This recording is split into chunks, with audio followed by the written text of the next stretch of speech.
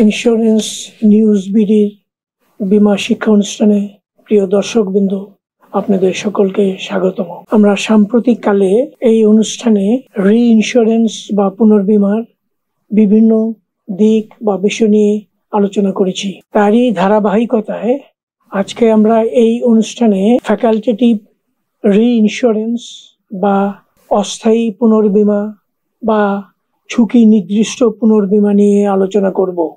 এখন দেখা যাক ফ্যাকাল্টেটিভ রি-ইন্স্যুরেন্স বা ফ্যাকারাই বলতে আমরা কি বুঝি। ফ্যাকারাই ব্যবস্থায় প্রাথমিক বীমা কোম্পানি বা প্রাইমারি ইন্স্যুরেন্স কোম্পানি অন্য বীমা কোম্পানি বা পুনর্বীমা কোম্পানিকে ঝুঁকির একটি অংশ গ্রহণের জন্য প্রস্তাব দিয়ে থাকে।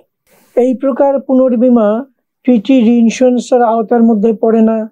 এই কারণে এই প্রস্তাব গ্রহণ করা বীমা কোম্পানি বা পুনর্বীমা কোম্পানির জন্য বাধ্যতামূলক নয়। প্রাথমিক বীমা কোম্পানি বা পুনর্বীমা কোম্পানিকে ফ্যাকারাই গ্রহণের প্রস্তাব দিলে বীমা কোম্পানি বা পুনর্বীমা কোম্পানি তাদের ইচ্ছা অনুযায়ী এই প্রস্তাব গ্রহণ বা প্রত্যাখ্যান করতে পারে। এখানে প্রস্তাব গ্রহণের কোনো বাধ্যবাধকতা নাই। ফ্যাকাল্টেটিভ রি-ইন্স্যুরেন্স বা ফ্যাকারাই একটি অত্যন্ত সময় সাপেক্ষ বা টাইম কনজিউমিং ব্যাপার এবং সেই সাথে শ্রমসাধ্য বা কাম্বারসাম প্রসেস বা পদ্ধতি। সাধারণত রি-ইন্স্যুরেন্স ট্রিটির অনুপস্থিতিতে বা বিশেষ কোনো ঝুঁকিতে এই ব্যবস্থা গ্রহণ করতে প্রাইমারি ইন্স্যুরেন্স কোম্পানি বাধ্য হয়ে থাকে। আপনাদের সকলকে ধন্যবাদ জানিয়ে আজকের এই অনুষ্ঠান এখানে শেষ করছি।